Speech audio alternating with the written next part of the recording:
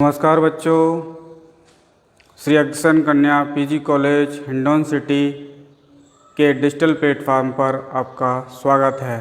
बच्चों, आज हम आपको बीए सेकेंड ईयर की पहले पेपर के टॉपिक मैक्स वेबर के बारे में पढ़ाएंगे। आइए पढ़ते हैं बच्चों, ठीक है। मैक्स वेबर, बच्चों मैक्स वेबर कौन थे? मैक्स वेबर आधुनिक समाजशास्त्र के जनक के रूप में जाने जाते हैं, जिनका जन्म बच्चों 21 अप्रैल 1864 को जर्मनी में हुआ। कहाँ बच्चों? 21 अप्रैल 1864 में जर्मनी में हुआ, ठीक है बच्चों। और इनकी मृत्यु है 1920। बच्चों, इनका परिवार प्रोटेस्टेंट धर्म से संबंधित था। इनके पिताजी सेना में सैनिक थे, बाद में वो राजनेता भी रहे, तो इनके ऊपर पारिवारिक पृष्ठभूमि का पूरा प्रभाव पड़ा, जिसमें बाद में उन्होंने अपनी रचनाओं में ऐतिहासिक घटनाएं, राजनीतिक घटनाओं का भी समावेश किया है। ये दर्शन शास्त्री डिल्थे और रिकर्ड्स से बहुत प्रभावित थे बच्चों। और इतिहासकारों में विलियम रोचर और कार्ल नाइस से बहुत प्रभावित थे। आगे चलकर इनका संपर्क टॉनीज और सीमेल से हुआ, उनसे भी ये बहुत प्रभावित थे। जैसे टॉनीज का समुदाय के बारे में समाजशास्त्र में योगदान है, ऐसे ही इन्होंने भी समूह के बारे में बताया, सामाजिक वर्गों के बारे में चर्चा की है, ठीक है बच्चों। आगे जानते हैं। और इनका सामाजिक परिवर्तन के संदर्भ में कार्ल मार्क्स से भी बहुत ज़्यादा प्रभावित थे, तो इनकी रचनाओं में इन सब का प्रभाव देखा जा सकता है। आइए जानते हैं बच्चों, मैक्स वेबर ने कौन कौन सी कृतियों की रचना की, समाजशास्त्र में क्या योगदान रहा है इनका, ठीक है बच्चों। तो इनकी पहली बुक है बच्चों Protestant ethic and spirit of capitalism, जो इनकी प्रकाशित हुई थी बच्चों 1905 में प्रकाशित हुई, ठीक है। कौन सी है? Protestant ethic and spirit of capitalism, ठीक है बच्चों। ये किताब इनकी बहुत ही महत्वपूर्ण रही है, जिसमें इन्होंने सामाजिक व्यवस्था और का धार्मिक चेतनाओं पर असर के बारे में बताया कि पूंजीपति समाज में कैसे धर्म का असर देखा जा सकता है। ये अध्ययन इनका फ्रांस में किया गया था, ठीक है बच्चों। इन्होंने बताया कि समाज में जो विकास की दृष्टि से उनको समझने के लिए क्या है, धार्मिक परंपराओं और नैतिक नियमों को जानना बहुत आवश्यक है, ठीक है बच्चों। इन्होंने भारत के संदर्भ में भी कहा था कि भारत की तरक्की का जो ताज़ा हाल है, इसके संदर्भ में दो चीज़ बहुत ही घातक हैं भारत के लिए, एक धार्मिक कट्टरता और दूसरा जातिवाद। ये दोनों चीज़ें क्या है, भारतीय समाज में देखी जा सकती हैं, इसीलिए काफ़ी हद तक भारतीय समाज का विकास नहीं हो पाया जितना कि होना चाहिए, ठीक है। और दूसरी बुक इन्होंने लिखी है द सिटी, जो 1921 में लिखी है बच्चों। और तीसरी पुस्तक है इनकी सोशियोलॉजी ऑफ रिलीजियन। इनका धार्मिक पृष्ठभूमियों पर बहुत झुकाव था, इसलिए इन्होंने धर्म को लेकर बहुत ज़्यादा अपने विचार दिए हैं। तो उन्होंने बताया है धर्म का समाजशास्त्र क्या है, कैसे कैसे समाजशास्त्र को धर्म से जोड़ा जा सकता है। आजकल रीति रिवाज, विश्वास, रीतियाँ, लोकाचार, ये सब क्या है, धार्मिकता से भी बहुत ज़्यादा व्यक्ति जकड़ा हुआ है। धार्मिक आस्था एक तरफ, वैसे मनोभावात्मक और सभ्यता संस्कृति को समझने के लिए धार्मिकता का भी बहुत अपना योगदान है। या ले लो एक शांति, सद्भाव या किसी दूसरे के साथ नैतिकता की चीज़ें सीखने के लिए हमें धर्म का ज्ञान बहुत ज़रूरी है, इसके बारे में उन्होंने बताया। और इन्होंने इकोनॉमी और सोसाइटी, अर्थव्यवस्था को इन्होंने समाज से जोड़ने का प्रयास किया। ये उनकी बुक है। एक फिफ्थ बुक और है बच्चों, रिलीजन ऑफ इंडिया। क्या है बच्चों? एक बुक का नाम है रिलीजियन ऑफ इंडिया, मतलब भारत में धर्म।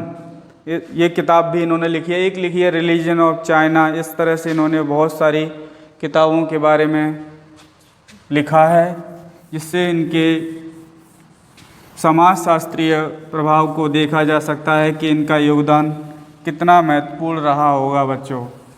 ये बहुत ही महत्वपूर्ण समाजशास्त्री हैं मैक्स वेबर। ठीक है बच्चों, आइए अब नए आगे की तरफ बढ़ते हैं बच्चों। अब क्या है, मैक्स वेबर से जुड़े कुछ सिद्धांत पढ़ते हैं। कॉन्सेप्ट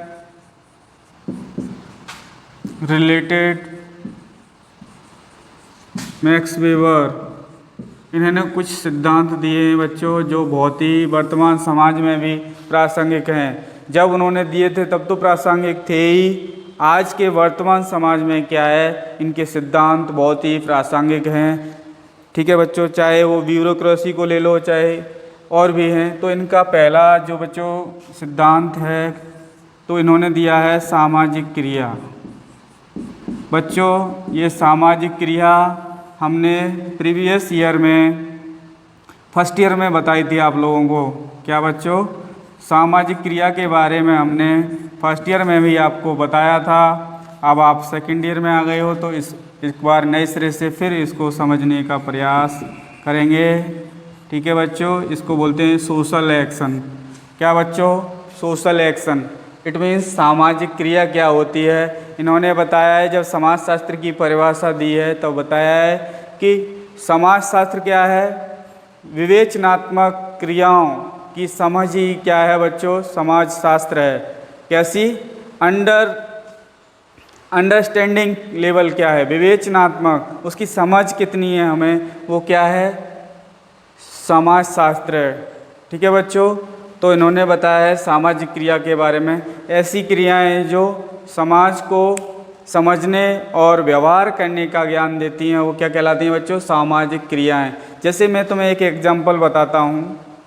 दो लोग हैं या दो छात्र मान लो, एक तरह से एक ही ट्रैक पर साइकिल चलाते हुए जा रहे हैं और वो साइकिल एक दूसरे में क्या होती है बच्चों, जैसे कि ऐसे साइकिल जा रही है ऐसे, और वो आपस में टकरा जाती है अगर, और टकराने के दौरान अगर वो दोनों लोग आपस में लड़ने लगते हैं तो समझो कि सामाजिक क्रिया हुई। अगर दूसरे केस में देखते हैं, अगर वो दोनों लोग टकरा जाते हैं और अपनी अपनी साइकिल उठाकर चलने लगते हैं और कुछ नहीं कहते एक दूसरे, तो सामाजिक क्रिया नहीं हुई। समझे बच्चों। तो जैसा कि आपने अभी जानने की कोशिश, तो कहने का मतलब है सभी समाज में वो क्रियाएं हो रही हैं, वो सामाजिक क्रियाएं नहीं हैं। सामाजिक क्रियाओं के ऊपर सामाजिक दृष्टिकोण होना बहुत ही आवश्यक है बच्चों। ये सामाजिक क्रियाओं के उन्होंने प्रकार भी बताए हैं। सामाजिक क्रिया कई प्रकार से होती है। ठीक है, इनके 4 प्रकार हैं, आइए इनको जानते हैं। ए बच्चों, तार्किक क्रिया, तार्किक सामाजिक क्रिया।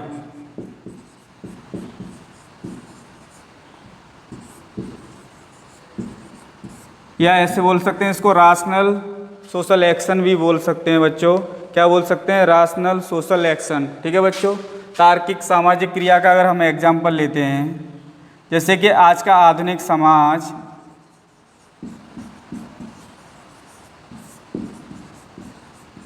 कैसा है, तार्किकता पर आधारित है। ठीक है बच्चों, अगर जनरल वे में समझें तो जैसे कि हम लोग रीजनिंग के सवाल लगाते हैं ना, ऐसा है तो ऐसा क्यों है, उसके पीछे रीजन है। जैसे कि मान लो हमने किसी से कहा ये आम का पेड़ है, जबकि वो दिख रहा है हमें नीम का पेड़ है, तो तार्किक का मतलब है हम अपना दिमाग कैसे लगा रहे हैं, उस चीज़ को समझने में दिमाग कितना, जैसे नहीं कई सुनी बातों पे हम यकीन कर लें। ठीक है बच्चों, क्या है तार्किक क्रिया का मतलब है सोच समझ के विचार करने वाला। जैसे कि मान लो एक फॉर एग्जांपल एक दंगाई क्षेत्र है, उसमें क्या होता है, दंगा हो जाता है और ऐसे व्यक्ति की उस पर देखभाल में ड्यूटी लगा दी जाती है जिसके अंदर तार्किक क्षमता नहीं है, तो क्या वो उस चीज़ को डील कर पाएगा, नहीं कर पाएगा।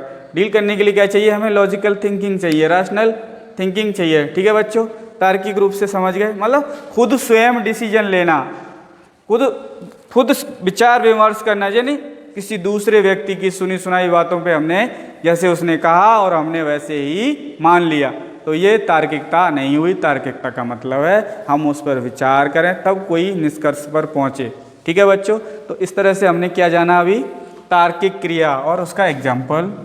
और दूसरे तरह की क्रियाओं में क्या है बच्चों, दूसरे तरह की क्रियाओं में है मूल्यात्मक क्रियाएं। बच्चों क्या है, मूल्यात्मक क्रियाएं, मूल्यात्मक सामाजिक क्रियाएं।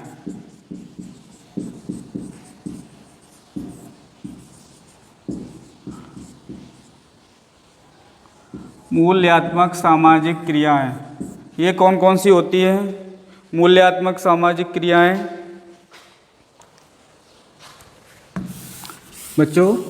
मूल्यात्मक सामाजिक क्रिया से यहाँ अर्थ है कि जैसे कि मान लो चोरी करना, ये मूल्यात्मक क्रिया नहीं है। चोरी करने का मतलब है आप अपराध कर रहे हो, अपराध कर रहे हो और समाज को नुकसान पहुंचा रहे हो, मूल्यात्मक क्रिया नहीं है। मूल्यात्मक क्रिया का मतलब है मान लो कोई बुजुर्ग व्यक्ति है, रास्ता क्रॉस कर रहा है, तो आपने क्या किया, उस व्यक्ति को हाथ पकड़ के रास्ता क्रॉस करा दिया, किसी भूखे को खाना खिला दिया आपने, या किसी, जैसे कि मैं यहाँ आपको पढ़ा रहा हूँ, ये भी क्या है, एक मूल्यात्मक क्रिया। हम आपको अच्छी अच्छी जानकारी दे रहे हैं जिससे कि आपका वो चीज़ समझ आ रही है और आपका विकास हो रहा है, ये पढ़ाई आपके काम आई कि नहीं। तो मूल्यात्मक सामाजिक क्रिया में कई तरह की क्रियाएं हो सकती हैं। हम देश के प्रति कितने श्रद्धा भाव से उसको भक्ति में, राष्ट्रभक्ति है हमारे अंदर, देश को नुकसान तो नहीं पहुंचा रहे हैं। ठीक है बच्चों, या हम बुजुर्गों का सम्मान, ये सब मूल्यात्मक क्रियाएं हैं। ठीक है बच्चों, अब हम तीसरे तरह की क्रियाओं के बारे में जानने की कोशिश करते हैं। वो कौन सी क्रिया है बच्चों? थर्ड टाइप की क्रिया हैं सी, ये हैं बच्चों भावनात्मक क्रियाएं, भावनात्मक सामाजिक क्रियाएं, भावनात्मक सामाजिक क्रियाएं कौन कौन सी हो सकती हैं बच्चों? भावनात्मक सामाजिक क्रियाएं जैसे कि मान लो कोई व्यक्ति है, उसको किसी ने गाली दे दी और उसने उस गाली के उसमें आकर के, मतलब आवेग में आकर के उस व्यक्ति का मर्डर कर दिया या उसको पीट दिया, तो वो क्रिया कैसी हो गई? भावनात्मक हो गई। या इसको एक दूसरा नाम से भी जानते हैं बच्चों, कभी कभी पेपर में आ जाता है, संवेगात्मक। क्या बच्चों? संवेगात्मक। ठीक है, इमोशनल। तो संवेगात्मक, या तुमने देखा है कभी कभी, एग्जाम्पल के तौर पे बता रहा हूँ बच्चों, माता है, माताओं के क्या है, बच्चा बाल खींचता है, उसको कुछ करता है, हाँ, तो इस कंडीशन में क्या होता है, माता उसको मारती नहीं है। ठीक है बच्चों, तो ये कैसी क्रिया है? भावनात्मक और संवेगात्मक क्रिया है। ठीक है, ठीक है बच्चों, तो ये कुछ एग्जाम्पल हैं, आप इनके और सारे एग्जाम्पल भी जान सकते हो। फिलहाल हम आपको आगे की ओर ले चलते हैं, चौथी क्रिया की ओर। तो ये चौथी क्रिया जो सामाजिक क्रिया है बच्चों, ये है परंपरागत सामाजिक क्रिया। परंपरागत सामाजिक क्रिया या सामाजिक क्रियाएं, ये बहुत सारी हो सकती हैं। ठीक है बच्चों, ट्रेडिशनल बोलते हैं इनको, ट्रेडिशनल सोशल एक्शन। जैसे कि मान लो घर में बुजुर्गों के पैर छूना, ये ट्रेडिशनल है। घर की जो कुल पूजा होती है उसमें भाग लेना, परंपरागत क्रिया है। गुरुजी से नमस्ते करना, परंपरागत क्रिया है। बड़ों के सामने बोला जाता है लड़कियों को ज़्यादा तेज आवाज़ में बात नहीं करनी चाहिए, सामाजिक क्रिया है। और भी बहुत सारे एग्जाम्पल है, जैसे कि तुमने देखा हो घर में जो बहू होती है वो बुजुर्गों के सामने पर्दा करती है, तेज़ आवाज़ में बात नहीं करती। ये क्या है बच्चों? परंपरागत क्रिया है। तो आज हमने क्या जाना, मैक्स वेबर का जो सिद्धांत है सामाजिक क्रिया का, उसमें हमने 4 तरह की क्रियाओं को एग्जाम्पल सहित पढ़ा। ठीक है बच्चों, आगे आइए, आगे नए सिद्धांत की ओर बढ़ते हैं बच्चों, नए सिद्धांत की ओर बढ़ते हैं।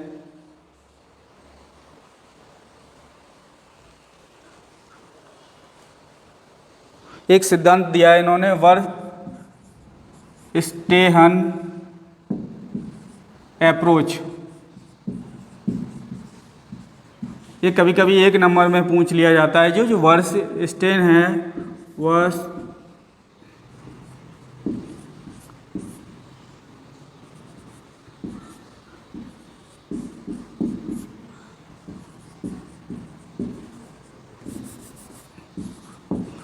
उपागम ये किसने दिया, ऐसे करके कभी कभी 1 नंबर में क्वेश्चन आ जाता है बच्चों। वर्ष स्टेन हवा, ये जो शब्द है जर्मनी भाषा का शब्द है, इसका अर्थ है अवबोध या व्याख्या। अवबोध का मतलब किसी चीज़ से आप अवबोध अर्थ क्या लगा रहे हो, उस चीज़ के बीच में आपको अंडरस्टैंडिंग क्या है। जैसे कि मैं बोलूँ ये मार्कर है और आप कह रहे सर लग तो रहा है ये मार्कर है, समझे कि नहीं। तो ये हमारे अंदर क्या है, अंडरस्टैंडिंग डेवलप हो रही है। जैसे छोटा बच्चा होता है, जैसे जैसे बड़ा होता है तो उसके अंदर अंडरस्टैंडिंग लेवल बढ़ता जाता है। तो ये एक जर्मन भाषा का शब्द है बच्चों, इसलिए इसका जो अर्थ होता है वो वर्स्टेन होता है। ये उपागम भी इन्होंने ही दिया था, मैक्स वेबर जी ने। ये कभी कभी 1 नंबर में पूछ लिया जाता है, मोस्टली मतलब पूछ ही लिया जाता है। ठीक है बच्चों। अब है इनका प्रभुत्व का वर्गीकरण। इन्होंने दिया है प्रभुत्व का मतलब इसको बोलेंगे डोमिनेंट थ्योरी या सत्ता के प्रकार, ऐसे समझ लो इसको बच्चों, सत्ता के प्रकार। ये बहुत ज़्यादा पेपर में आता है, कभी कभी लघु उत्तरी में भी पूछ लिया जाता है बच्चों। डोमिनेंट का मतलब हम किसी पर प्रभाव क्या दिखा रहे हैं, या ऐसे मान लो इसका दूसरा नाम प्रभुत्व। ठीक है बच्चों, जैसे हमने तुम्हें पढ़ाया था फर्स्ट ईयर में, प्रभु जाति का सिद्धांत किसने दिया था, M.N. श्रीनिवास ने पढ़ाया था बच्चों। उसी की तरह ही है ये। ठीक है बच्चों, तो क्या है ये सत्ता के प्रकार में प्रभुत्व के बारे में बताया। इन्होंने 3 तरह की सत्ता के बारे में चर्चा की है।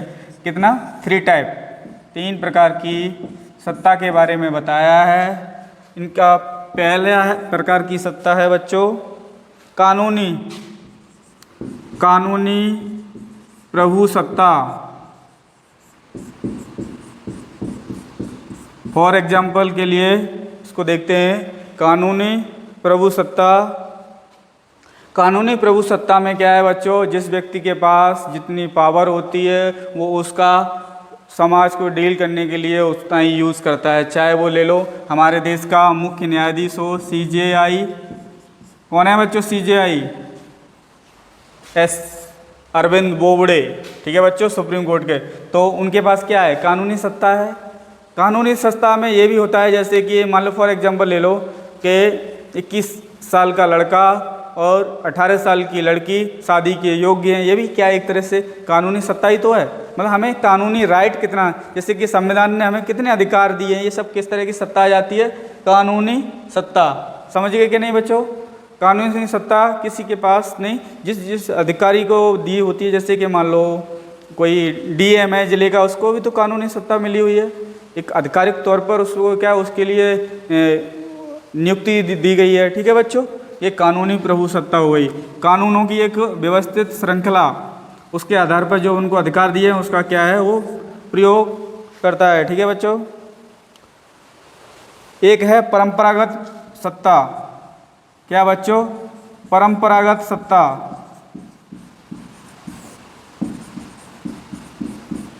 जैसे कि विदेशों में पहले क्या सिस्टम है, जैसे बहुत सी जगह चलता है, जैसे कि इंग्लैंड में महारानी, उनके बाद फिर उनका बेटा बन जाएगा उसका सत्ता का हासिल करने वाला, वो परंपरागत सत्ता हुई। जैसे कि अगर फॉर एग्जांपल देखो राष्ट्रीय कांग्रेस में सोनिया गांधी जी के बाद राहुल गांधी, मतलब एक पीढ़ी दर पीढ़ी चलता रहे, मतलब क्या बोलेंगे इसको, नेपोटिज्म की तरह। ठीक है बच्चों। परंपरागत सत्ता का मतलब है जैसे कि परिवार का जो संपत्ति होती है वो पिताजी की डेथ के बाद क्या होता है, ऑटोमेटिक बच्चे के नाम आ जाती है। क्या परंपरागत सत्ता है एक तरह से। ठीक है बच्चों। अब एक और है करिश्माई सत्ता, इसके बारे में पढ़ेंगे बच्चों। क्या बच्चों, करिश्माई सत्ता, ये तीसरी सत्ता है करिश्माई।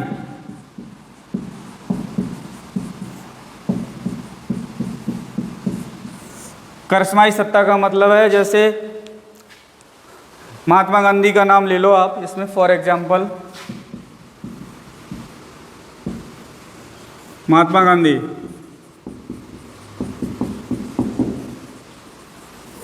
महात्मा गांधी को के बारे में बताया जाता है कि इन्होंने बिना किसी हथियार के और केवल सत्य और अहिंसा के बल पर हमारे देश को क्या करा दिया, स्वतंत्र करा दिया। तो वो कैसे थे व्यक्तित्व, एक करिश्माई सत्ता थी उनके पास, मतलब ऐसा दृष्टिकोण था जिससे के दम पर उन्होंने पूरे विश्व के लोगों को मतलब बता दिया कि सत्य और अहिंसा में कितनी ताकत है और उसी की देन है कि आज हमारा देश स्वतंत्र हो गया। ठीक है बच्चों। तो और ऐसे ही अगर हम लें जवाहरलाल नेहरू जी का नाम, इन्होंने जवाहरलाल नेहरू कई दशकों तक इन्होंने क्या है सत्ता पर मतलब देश पर राज किया। तो जवाहरलाल नेहरू का भी नाम किस में आता है बच्चों? करिश्माई सत्ता। और हमारे वर्तमान के पीएम नरेंद्र मोदी को भी इसी श्रेणी में रखा जाता है। क्या बच्चों? नरेंद्र मोदी जी भी करिश्माई सत्ता का उदाहरण है। या फिर केजरीवाल जी को ले लो, दिल्ली के सीएम, ये भी करिश्माई सत्ता के उदाहरण हैं। एक सीमित समय में और कम समय में और पूरे राजनीतिक में एक प्रमुख जगह बनाना, ये क्या है? करिश्माई सत्ता है। ठीक है बच्चों। चाहे दलाई लामा जी को ले लो, तिब्बत धर्मगुरु हैं, बौद्ध भिक्षु, तो ये सब क्या है? करिश्माई सत्ता के उदाहरण हैं। ठीक है बच्चों। और एक और अगला सिद्धांत इन्होंने दिया है मैक्स वेबर ने। दो सिद्धांत और बचे हैं बच्चों, अभी बताते हैं आपको। नौकरशाही के बारे में बताया है, इसको ब्यूरोक्रेसी बोलते हैं। नौकरशाही क्या बोलते हैं बच्चों? नौकरशाही।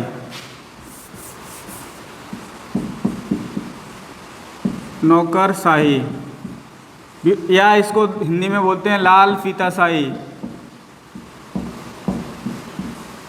क्या बच्चों? लाल फीताशाही। जैसे कि सिविल सर्विस अगर हम आधुनिक समाज में बोलें तो आज के ज़माने में सिविल सर्विस,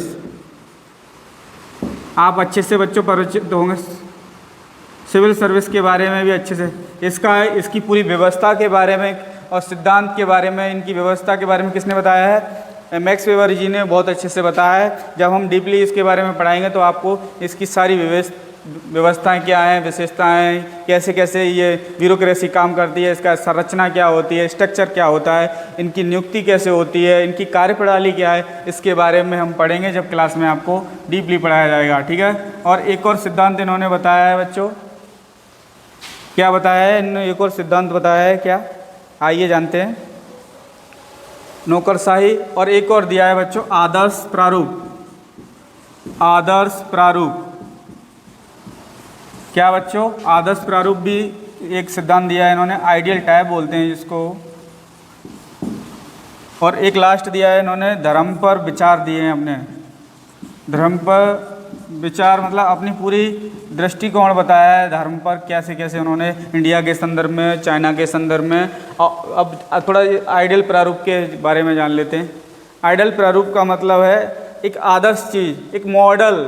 जैसे कि बहुत से लोग हैं, क्रिकेट की बात करें एग्जाम्पल के तौर पर बच्चों, क्रिकेट में क्या है, जैसे कि सचिन तेंदुलकर जी को क्या है, गॉडफादर मानते हैं लोग, आदर्श मानते हैं। कोई मतलब रिकी पॉन्टिंग को आदर्श मानता है। अगर राजनीति में बात आ जाए तो बहुत सारे लोग गांधी जी को आदर्श मानते हैं, जवाहरलाल नेहरू को आदर्श मानते हैं। ठीक है बच्चों। आदर्श का मतलब है एक निश्चित समय सीमा। जैसे कि मान लो हम घर बनवाते हैं तो घर का पूरा नक्शा बनवाते हैं कि ऐसा होगा, यहाँ ये होगा, ये होगा। ये क्या है? एक आदर्श है, एक मॉडल है। ठीक है बच्चों। जैसे कि भारत में अभी देखें तो क्या मॉडल काम कर रहा है? आत्मनिर्भर वाला मोदी जी ने क्या दिया है? मॉडल दिया है। देश को क्या करना है? आत्मनिर्भर बनाना है ज़्यादा से ज़्यादा। आदर्श प्रारूप का मतलब है एक निश्चित व्यवस्था, फिक्स, बिल्कुल क्या ये चीज़ ऐसी है तो ऐसी ही चाहिए। सही है बच्चों। तो बच्चों आज हमने मैक्स वेबर का जीवन परिचय के बारे में, उनकी कृतियों के बारे में, उनके दिए सिद्धांतों के बारे में पढ़ा। मुझे आशा है कि आपको अच्छे से समझ आया होगा और आप इसका आगामी क्लास में और परीक्षा लाभ उठाएंगे। Thank you. आज के क्लास तक फिर अगले टॉपिक के साथ फिर आपसे रूबरू होंगे। थैंक यू, बहुत बहुत धन्यवाद।